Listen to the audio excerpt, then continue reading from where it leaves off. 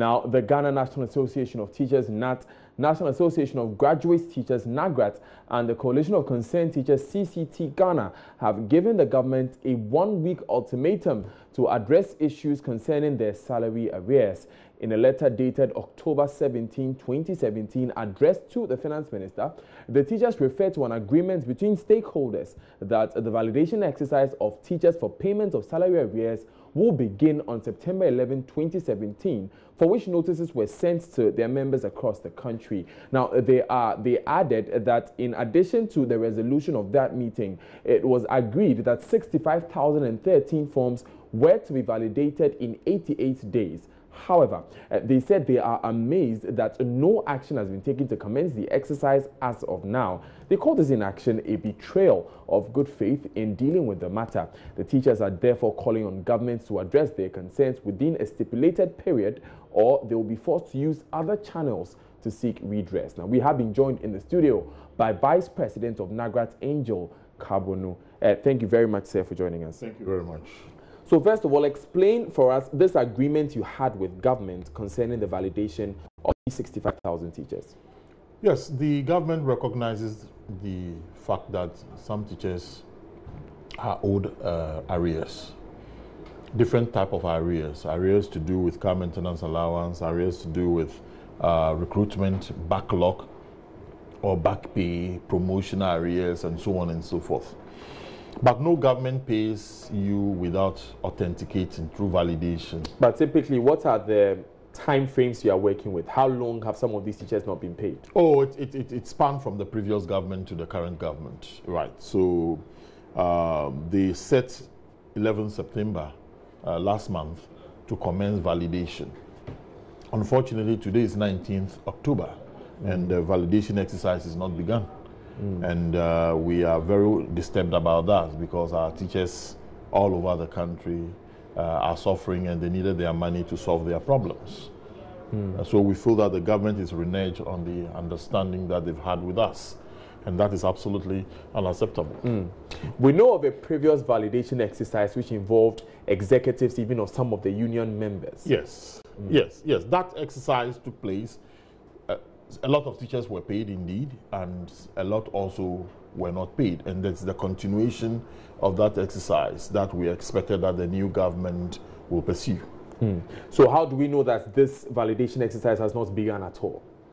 Oh, I mean, if it had been done, the results ought to show in the payment of the beneficiaries, you know, and the results do not tell us that it's been done. And you see, when the validation exercise is even completed, the unions even go in to check and to make sure that the right number of people have been paid and that the teachers have not been shortchanged. So we are aware because we monitor the system on a daily basis. So in your monitoring, have you been able to establish where we have gotten to in that process? Yeah, the process did not even start because the process was supposed to begin on the 11th of September.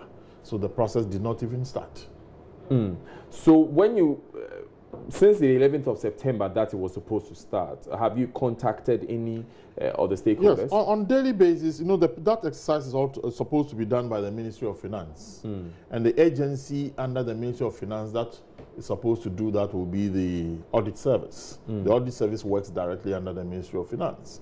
So on daily basis, we check because we even will be interested in the procedure and the processes that it is going on. But unfortunately, that has not been done. So now that we are where we are, what is next for the teacher unions? Next for the teacher unions is to call on government to do good by its promise and to commence the validation. That is the letter that we sent to the Minister of Finance. And beyond this letter? Well, beyond this letter, then we will have to take all means available to us to put pressure on the government to ensure that the right thing is done by our members. What are these means you are willing to take? Well, the means are many and varied, you know, and whatever that will let government, maybe we have not sounded loud enough and we ought to sound as loud as possible for the government to appreciate the magnitude or the enormity of the problem and find solution to it. You gave government 1 week. Yeah, the 1 week is, you see, as I indicated to you, a decision has been taken over a month ago. The 1 week is to ask them to start the process.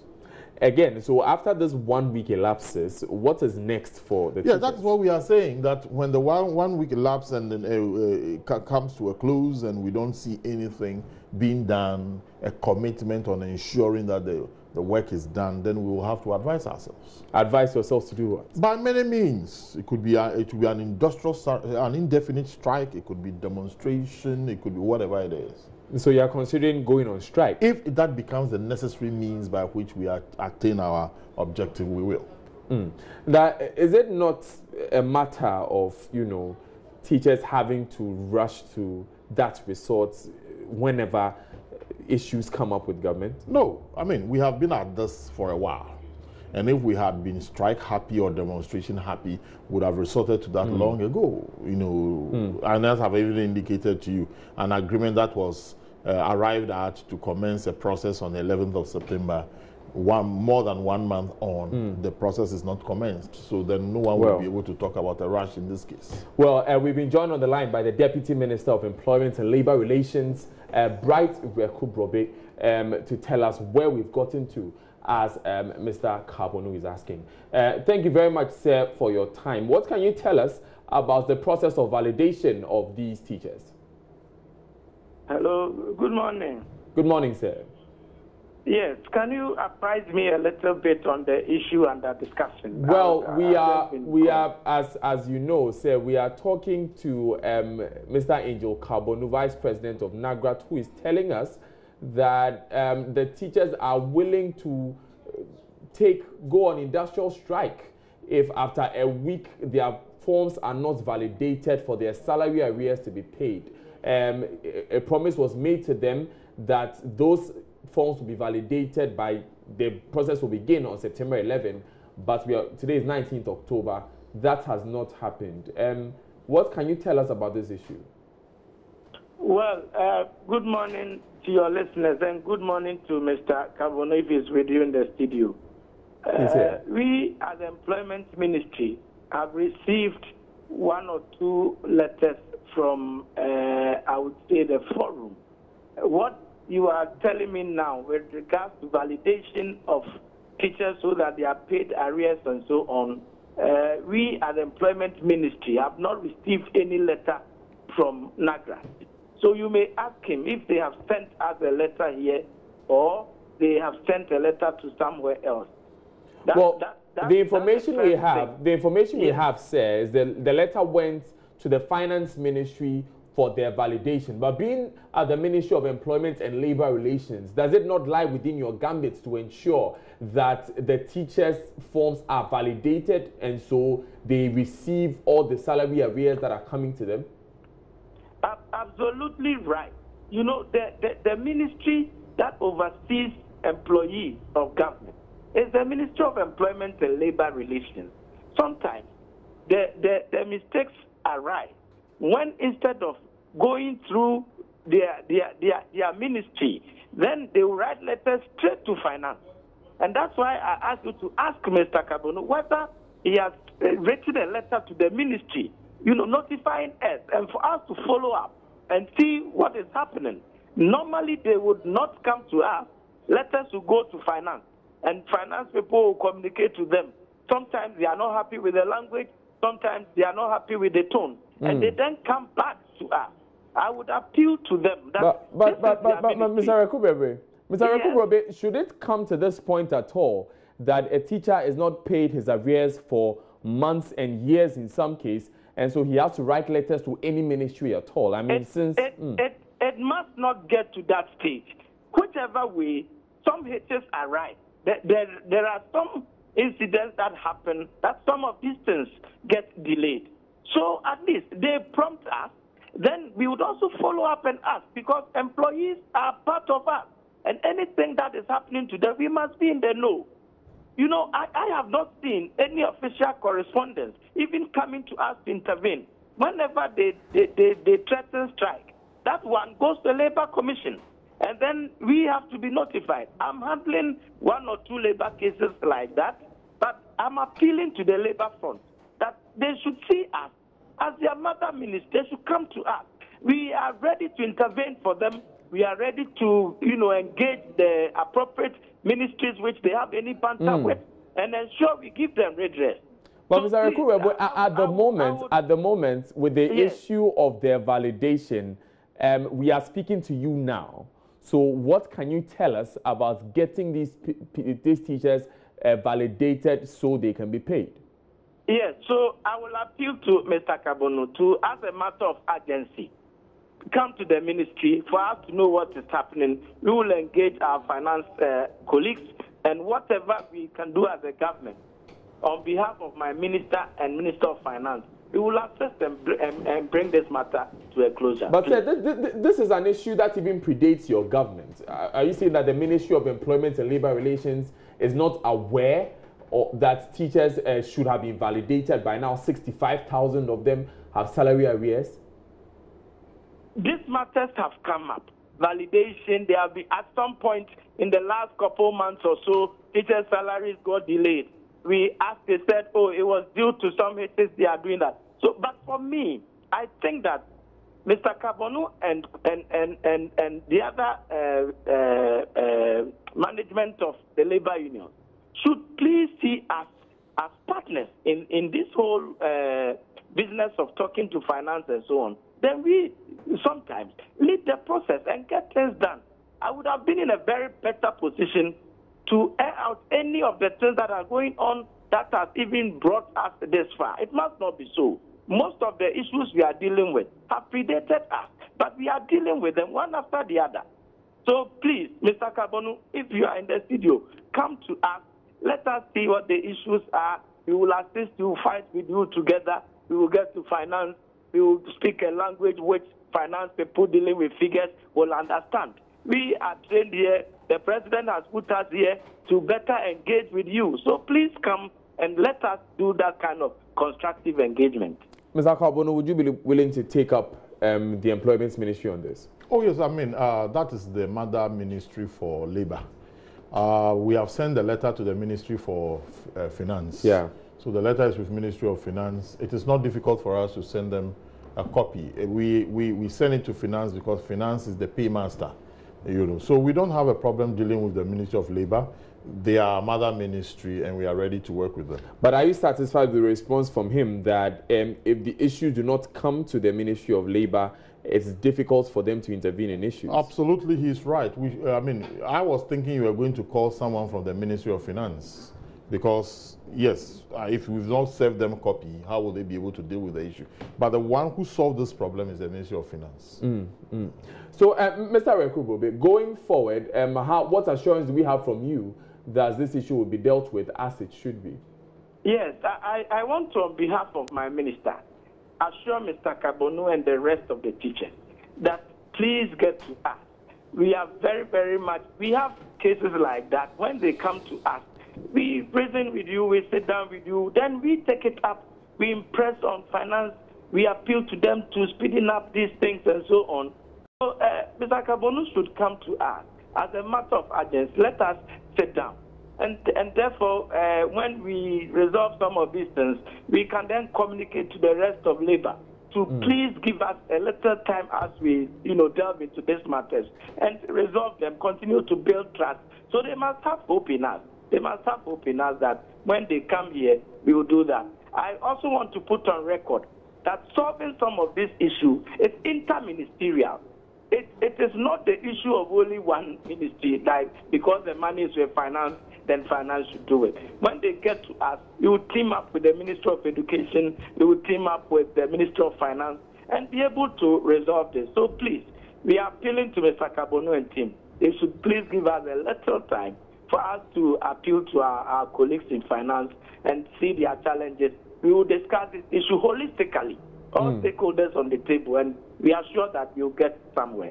Right, thank you very much, Bright Rekubo. He is the Deputy Minister of Employment and Labour Relations. I'll be keeping Mr. Kabonu for a little longer because the former rector of GIPA and now lecturer at Ashesi University Professor Stephen Adair is calling for the blanket dismissal of all teachers in Ghana as the only solution for the falling standards of education. This is according to Prof. Adair, who believes that Ghanaian teachers are not pulling their weight in the classrooms because they are poorly supervised and have developed impunity because of the inability of their supervisors to sanction them. Reacting to a study which revealed that 94% of Class 3 pupils in 3 districts of the northern region are unable to read Class 2 level storybooks or solve numeracy problems up to division, he made mention of other countries which have sanitized their systems with this method. Here, they must do what Georgia did to their police. One day, they sacked 16,000 police people and recruited different people, and they moved from the most corrupt country to one of the cleanest countries in the world. We must do the same with the basic school. We should sack all of them, all the teachers, sack them once. And do you know what? Then you say, then they can't go on strike. You are sacked, finish. Here's your money on your terms, 3 months pay. And we should then ask people to apply to become head teachers. And when they become head teachers, we pay them well, at least 50% above the teachers. And then give them the authority to recruit teachers. And we say that you pay them through the head teacher. And that the head teacher who doesn't deliver results will lose their job immediately. Without a peso more, the education system will jump to the roof. Professor Stephen Adair there. Mr. Karbonu, it's no mystery. Education in Ghana is facing a lot of challenges. Do you think this is a solution to these challenges? Professor Adair is living in the 17th century. In fact, he does not even understand the dynamics of labor relations. He does not even know that we have bargaining agreement that leads to the writing of conditions of service, that establishes the relationship between the employer and the employee. Now there is a code of conduct that is owned by the employer, that is abided by the employee. So for him to make these prescriptions, I was wondering, in fact I was checking my phone to see which age I was in, and I realized that Professor Adair comes across to me in this expose as a very beautiful art piece in an Egyptian museum. It can be admired, but it cannot be functional. I don't think I can place any value on that. Since when did since when did we have children in this country not able to read? When did it start? In the 60s and in the 40s that Professor Adair was, did we have 100% of children able to read? Is the the ability of children now an improvement of what it used to be? You cannot zero in the problem of education in this country on teachers. I mean, if you had played this interview further, you will realize that he even said that the problem is not the absence of teaching and learning materials, or the absence of infrastructure. Or the absence of infrastructure, but the problem is that it is the teacher. Professor Adair do not even understand the dynamics of the issue, and that is how I look at this. Look, the problem of education in this country is multifaceted. Teachers could be blamed, yes. Managers of education could, the government, and even the beneficiaries of education. You do not solve the problem of education by just a single bullet approach as he is prescribing. You understand? He is saying that they should sack all the teachers and then open the books for readmission. And that headmaster should apply, give them salary 50% above that of the teachers, and that worked the magic wand. This is utopianism. But it happens. He named a country where it has happened in Georgia. The Georgia example he's giving. Go and look at the Georgia and look at it through and through. And go and find out the consequences of that action. People just look at the blurb of issues and then conclude on those issues. Look, we have teachers in this country who walk over 14 kilometers to school on a daily basis without any means of transport. We have teachers in this country who are combining 2 or 3 classrooms on a daily basis to teach. We have teachers in this class, in this country, who are in areas where they are not accessible to the internet service. They don't have access to internet service. We have teachers in Accra here, having their children sit on blocks and stones to study. Which is the point Professor Adair makes exactly, that to teach a child to read, for instance, for a child to be able to read, you will not need to be able to sit in a classroom for a child to read. Yeah, because the problem here is serious. So yesterday it rained in Accra. So we do not have a classroom. So we're learning under the trees. What would have happened to that class that day? Or a very powerful wind blows. What would have happened to that class that day? Or you are under the tree and the vehicles and the cows and these things are passing by. What happens to distraction and lack of attention?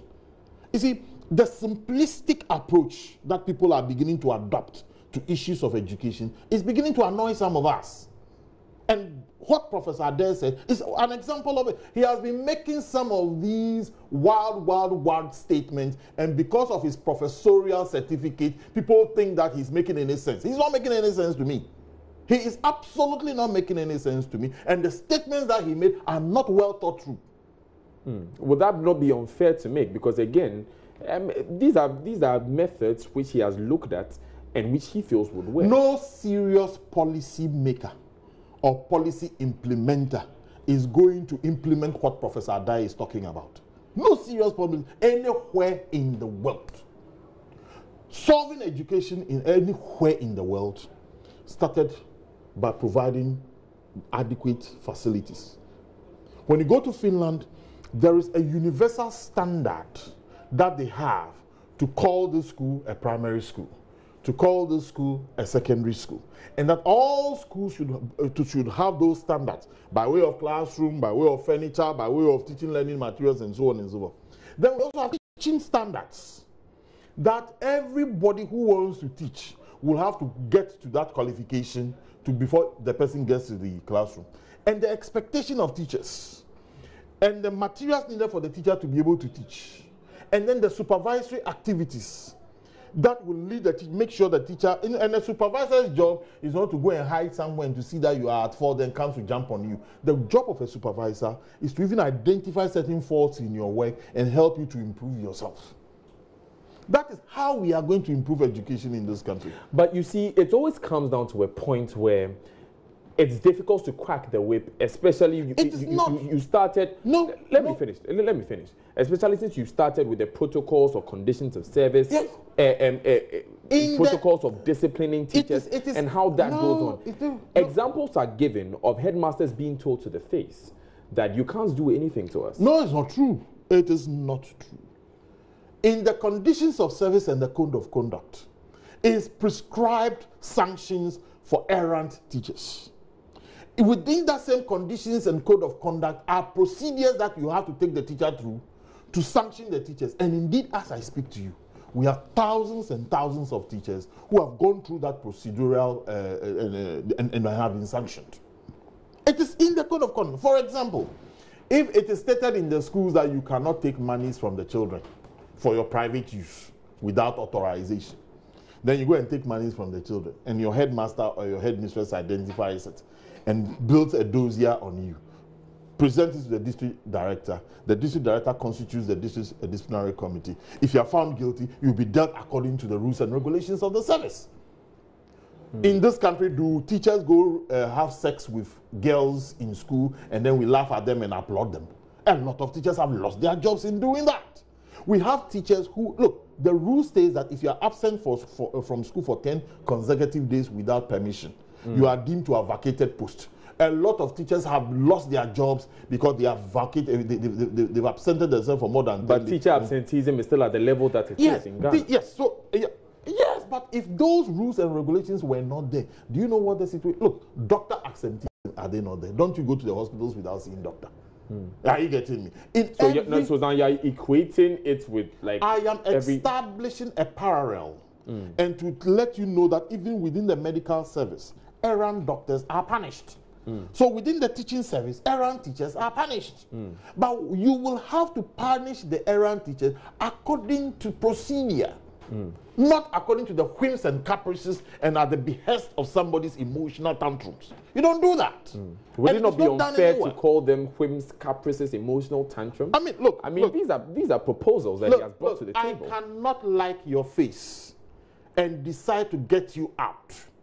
And it happens in every human endeavor. Therefore, there should be rules and regulations establishing the relationship between you and I in a workplace. Are you getting it? So that my capricious intentions will not culminate in my actions. That is what establishes the relationship between the employer and the employee. You understand? So we do not deal with people's feelings and the way people feel about people. So if I don't like short people, then I'm supposed to clear all the short people at my workplace. Are you getting it? Yeah. So there should be rules and regulations to do that. I could take decisions on religious basis. I could take, look, I teach in a Catholic school. Okay. Are you getting it? I would say, well, I wish that all, and I'm a Catholic. So I wish every teacher is a Catholic. So the non-Catholic teachers there in the school, I find a way of getting them out if I'm the head of the school. That is what Professor Ajay's prescription is going to, Ajay's prescription is going to lead to. So for me, but there could also be checks to make sure that yes, these things the do not checks happen. are prescribed in the condition of service and the code of conduct, and a procedure is established therein. And that is what I expect Professor Adair to do and to say. Okay, let's take your final words on that. You see, for me, education is such that everybody thinks he can prescribe the best way to go. And everybody will have the right way of prescribing the best way to go. But your prescription will not necessarily culminate into what ought to be. And people should learn that. We have gone far in education in this country, and we are working according to rules and regulation established by law. Thank you very much, Angel Carbonu. He is the Vice President of the National Association of Graduate Teachers.